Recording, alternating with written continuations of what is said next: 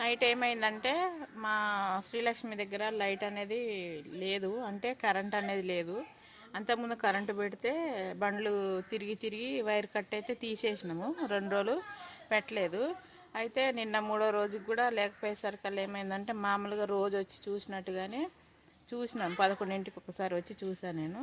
11ంటికి వచ్చి చూస్తే ఏమైందంటే మొత్తం దాని ఒంటి నిండా దోమలు, ఫుల్గా దోమలు పట్టేసి ఒంటి నిండా దోమలు, అంటే చీకట్లో, అందులో ఈడ చెట్టు కింద కాబట్టి ఒంటి నిండా దోమలు పట్టేసి ఉండేసరికల్లా అది అటు ఇటు దొర్లుతుంటే ఆ దోమలు కరుస్తుంటే మొత్తం ఆ దోమలు తెచ్చిన రక్తం చూడండి ఎట్లుందో అసలు. మొత్తము మీకు వీడియో చూపిస్తా, రాత్రి తీసిన వీడియో అనేది చూపిస్తా చూడండి. ఇప్పుడు మళ్ళీ పొద్దున్నే లేచిన తర్వాత దాన్ని శుభ్రంగా కడిగి చూడండి, ఫ్రెష్గా చేసిన బ్లడ్ దానికి అంటిందంతా కడిగేసిన మొత్తం మొత్తం ఇదంతా. అసలు దోమలు అయితే ఎన్ని దోమలో పాపం ఎట్లా తట్టుకుందో ఏమో 2 రోజులు.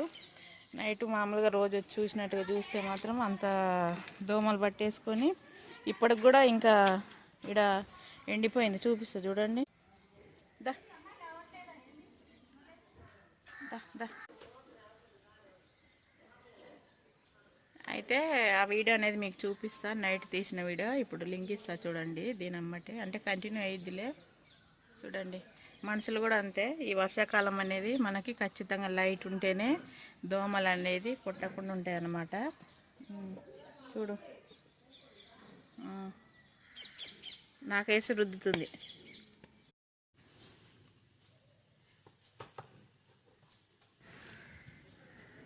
ఈ వీడియో నైట్ తీసాం మేము. అది ఎట్లా అయితే పడుకుందో ఆ అచ్చుతోటే మొత్తం ఇట్లా పొట్టతో ఒత్తింది దోమల మీద.